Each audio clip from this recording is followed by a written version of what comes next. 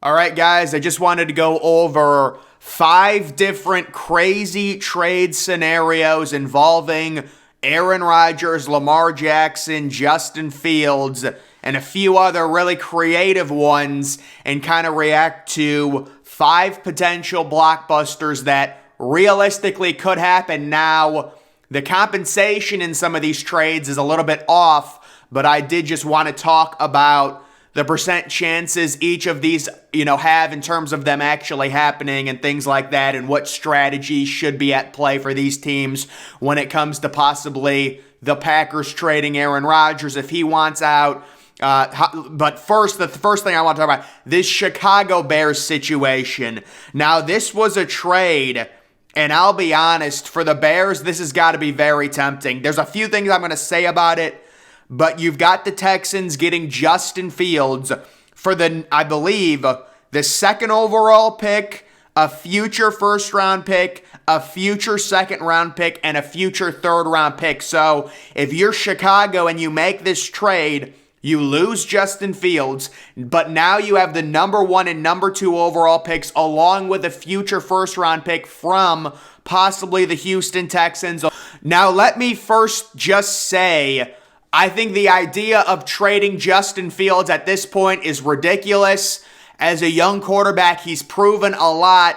The only argument I could make for possibly trading Fields is the fact that he runs a ton. Now, some of that is due to the Bears being so bad, and at the end, they really just tried tanking and losing games, and really, they didn't have any receivers healthy.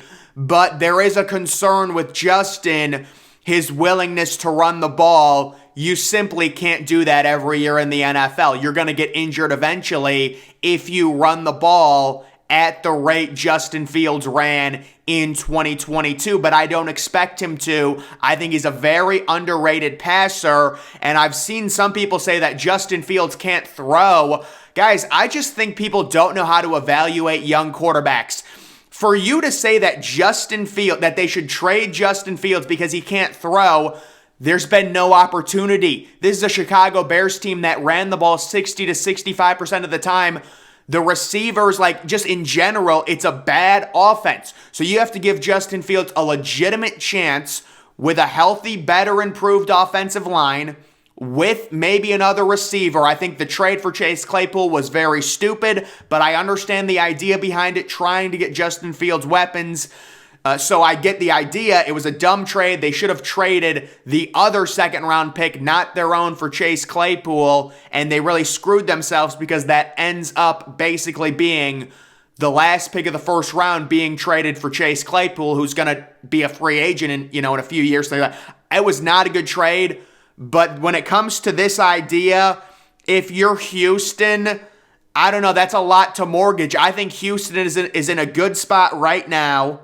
Getting Justin Fields would certainly help. And the idea is, even if you trade the number 2 overall pick, you've still got that Browns pick, which I believe is 12th overall. So you get Justin Fields, you still have your first round pick. And even if you're giving up a future first round pick, you've got the Browns pick for the next few years because of the Deshaun Watson trade. So you're always going to have a first rounder even if you make this trade, but I do not see the Bears trading Justin Fields. I still think the most realistic scenario for Chicago is trading down possibly to number 4 with Indianapolis, getting more assets, drafting Will Anderson at number 4 if he's available there, maybe Jalen Carter or something like that. I think that's most realistic, but there is the idea floated out there that the Chicago Bears should trade Justin Fields, and since you've already got the number 1 overall pick, you've got the pick of the litter. You can take whatever quarterback you want, but I do think Fields has proven enough. He just needs to stop running so much because he inevitably will get injured if he keeps up that kind of the amount he's running. It is unsustainable. And I'm not saying he got injured. I think they just rested him the last game of the regular season because they wanted the top pick, which is smart. This is a really creative trade. And I'll just say this. I know Cincinnati fans are going to be mad. I would do this if I was Cincinnati. So Cincinnati receiving the number 2 overall pick from Chicago for T. Higgins and a 2023 first-round pick and a 2023 second-round pick. So they're moving up from 28 to 2 for T. Higgins, and they're drafting the superstar edge rusher, Will Anderson. Now, why would Cincinnati trade a budding superstar receiver? Well, you've got T. Higgins, you've got Joe Burrow, you've got Jamar Chase. They all are going to need massive contracts at virtually the same time. The idea that you can pay 3 offensive players and allocate that much of the salary cap to those 3 positions really puts pressure on the defense, because if you're allocating all that money to the offense, there's not going to be much left. I would really consider, if I was Cincinnati, I would figure they're going to give Joe Burrow a massive extension. That's going to be a lot of cap space. I would figure they're going to give Jamar Chase, make him the number 1 paid receiver in the NFL. Either him or Justin Jefferson, is going to be the number 1 paid receiver. That's going to be a lot of cap space. Can you really afford at this point to keep T. Higgins? I don't think so. And I think if you're Cincinnati and you want to maximize value, I would look at trading T. Higgins, even though it is so tough. He's been so good. He's developing almost into a true number 1. And then if you're Chicago, giving up that pick,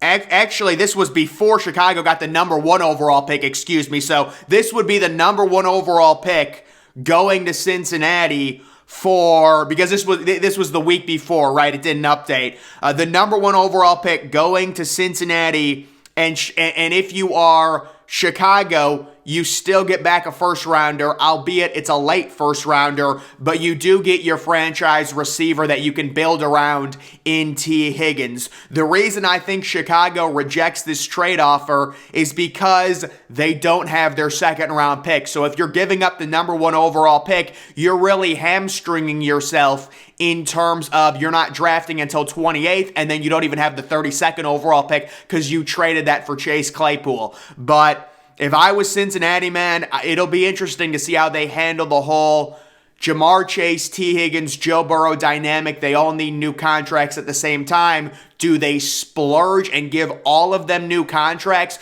Do they let T. Higgins' contract run out and lose him for nothing in free agency? Do they franchise tag him and then trade him? It'll be interesting to see what Cincinnati does. I thought that was a creative trade. Next, we have the Carolina Panthers moving up to number 4 overall, which I could certainly see them doing, and drafting Will Levis, the Josh Allen disciple from Kentucky. It is Carolina receiving the 4th overall pick. Arizona drops back to number 8, and they also get a second rounder, which is the 43rd overall pick, and a 4th rounder. I think this is a great trade if you are Carolina. You're moving from 8 to 4, which puts you in a position, if you think Will Levis is a franchise quarterback, to get that franchise QB. Arizona, I'm questioning if the juice is worth the squeeze. Dropping from 4 to 8, that's a big fall. That's early first to late first, and you are getting a solid second round pick. I agree. I guess it just depends how much they love Jalen Carter or maybe Will Anderson if he's there. I did a mock draft, and I did have Arizona trading back, but again, we're projecting. If they fall in love with one of these defensive players, they're just not going to trade back unless they get a crazy offer, and this would not be a crazy offer. I mean, you're trading back 4 spots early in the first round. That's very valuable real estate, and you're only getting back, 1 decent pick in the second round, the other being a 4th round flyer. 4th round picks aren't terrible, but certainly it's not great. So if I was Carolina and you thought Will Levis was a franchise quarterback, I would certainly look into that. And then we get to the Aaron Rodgers and Lamar Jackson trade. So guys, here it is. What is Aaron Rodgers worth at this point in his career? I don't think anyone knows, because it's very hard to put a price on quarterbacks. Aaron Rodgers did win back-to-back MVPs before struggling with basically no receivers this season, and he is getting up there in age. But this is the Green Bay Packers acquiring a top 10 pick, which is the Raiders. I believe they have the 8th or 9th pick or something like that. They're also getting a 2023 third rounder and a 2024 second rounder, along with acquiring Derek Carr.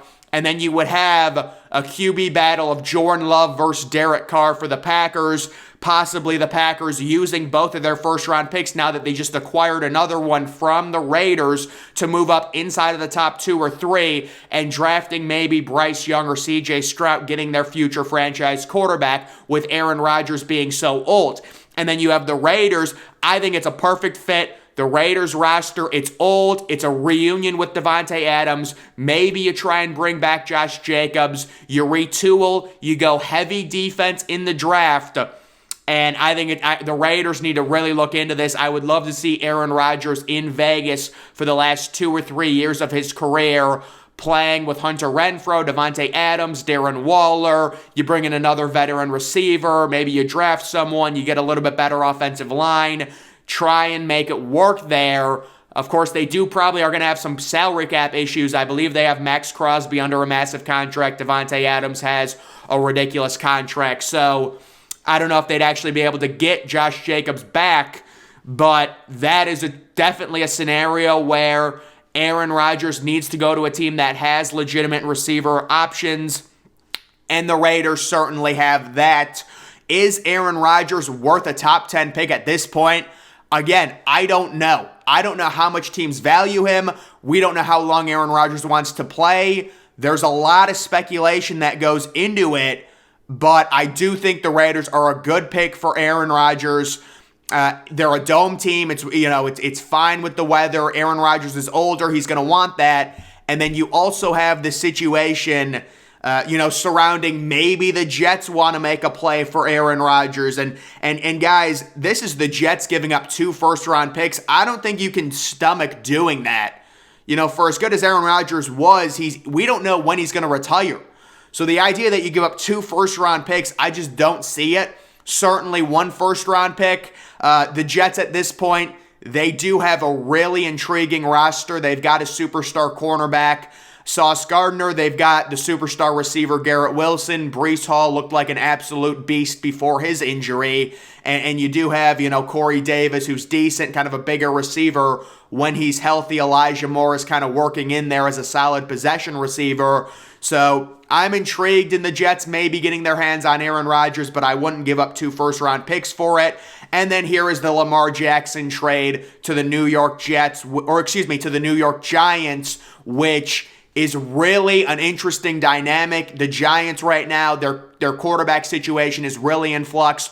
What do they do with Daniel Jones? He's proven to be a decent quarterback, but he hasn't proven enough to really commit a massive long-term deal to him.